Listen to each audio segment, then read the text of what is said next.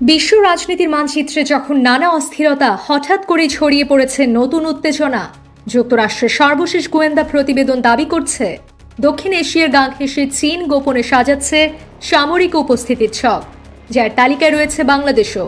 প্রশ্ন জাগছে, বাংলাদেশ কি তাহলে বৈশ্বিক পরাশক্তির প্রতিযোগিতায় নতুন মঞ্চ? আমেরিকার প্রতিরক্ষা গোয়েন্দা সংস্থা ডিফেন্স ইন্টেলিজেন্স এজেন্সি ডিআইএ সম্প্রতি প্রকাশিত তাদের বার্ষিক প্রতিবেদন 2025 ওয়ার্ল্ড ওয়াইড থ্রেট অ্যাসেসমেন্টে স্পষ্টভাবে উল্লেখ করেছে, চীন এখন শুধু কূটনীতিক ও অর্থনীতিতে নয়, সামরিক পরাক্রমে বিশ্বমঞ্চে আমেরিকাকে চ্যালেঞ্জ জানাতে চাইছে। প্রতিবেদনের ভাষায় পূর্ব এশিয়ায় প্রধান শক্তিধর দেশ হওয়ার কৌশলগত লক্ষ্য বজায় রেখেছে চীন। তাইওয়ানকে মূল ভূখণ্ড চীনের সঙ্গে একীভূত করা, চীনের অর্থনীতির উন্নয়ন ও স্থিতিস্থাপকতাকে এগিয়ে নেওয়া এবং মধ্য শতাব্দীর মধ্যে প্রযুক্তিগতভাবে স্বয়ংসম্পূর্ণ হওয়ার লক্ষ্য নিয়ে দেশটি বিশ্ব নেতৃত্বের জন্য আমেরিকাকে চ্যালেঞ্জও জানাচ্ছে। চীন ইতিমধ্যে এমন সামরিক তৎপরতা কোথায় চালাচ্ছে এবং ভবিষ্যতে কোথায় ছড়িয়ে দিতে পারে সেই সম্ভাব্য দেশগুলোর তালিকাও দেওয়া হয়েছে মার্কিন প্রতিবেদনে। আর সেই তালিকায় বাংলাদেশের নাম উঠে আসায় কূটনৈতিক মহলে নড়ে বসেছে অনেকেই। বাংলাদেশ সহ 19টি দেশে সামরিক ঘাঁটির চিন্তা। প্রতিবেদনের গ্লোবাল মিলিটারি অপারেশনস অংশে বলা হয়েছে, চীন থেকেই টানা লম্বা সময় কার্যক্রম চালানোর জন্য পিপলস লিবারেশন আর্মি পিএলএ বা গণমুক্তি বাহিনীর ব্যবস্থাপনা আরও উন্নত করেছে দেশটি।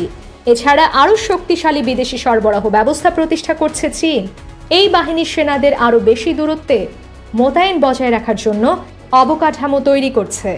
চীন সম্ভাব্যভাবে যে দেশগুলোতে সামরিক উপস্থিতির ছক কষছে তাদের মধ্যে বাংলাদেশ ছাড়াও রয়েছে Myanmar, Pakistan, Thailand, Indonesia, Sri Lanka, UAE, Cuba, Kenya, Seychelles, Tanzania, Nigeria, Mozambique, Namibia, Gabon, Guinea, Angola, Papua New Guinea, Solomon দ্বীপপুঞ্জ ও তাজিকিস্তান। কিভাবে কাজ করে চীনের সামরিক ছক? চীন কি কৌশলে এই সামরিক প্রভাব বিস্তার করছে তাও উঠে এসেছে মার্কিন এই বিশ্লেষণে। বলা হয়েছে, একটি মিশ্র ব্যবস্থায় চীন এসব কার্যক্রম চালায়। এতে গ্যারিসন বাহিনী, নির্দিষ্ট স্থানে অবস্থানরত সেনা ও ঘাঁটি রাখা হয়। এছাড়া যেসব দেশে এসব কার্যক্রম চালানো হয় সেসব দেশের বাহিনীও যুক্ত হয়, সুবিধা পায়। এর বাইরে বাণিজ্যিক অবকাঠামোও থাকে এতে। গত বছর তানজানিয়ায় এমনই করেছে চীন। আরও বলা হয়, গত বছর আফ্রিকায় তানজানিয়ায় পিএলএ পরিচালিত একটি সুপরিকল্পিত সামরিক মহড়া ছিল এখন পর্যন্ত চীনের সবচেয়ে বড় আন্তর্জাতিক মহড়া। এতে সমুদ্র আকাশপথে 1000-এর বেশি সেনা মোতায়েন করে চীন স্পষ্ট বার্তা দেয় তারা প্রস্তুত বিশ্ব শক্তির ভার নিতে। চীনের সামরিক সক্রিয়তা কেবল কাগজে কলমে সীমাবদ্ধ নয়।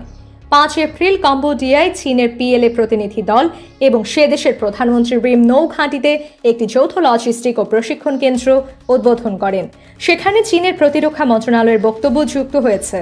বলা হয়েছে, কেন্দ্রটি সন্ত্রাসবাদ দমন, দুর্যোগ প্রতিরোধ, মানবিক সহায়তা ও প্রশিক্ষণের মতো ক্ষেত্রে যৌথ অভিযান কার্যক্রমকে সহযোগিতা করবে।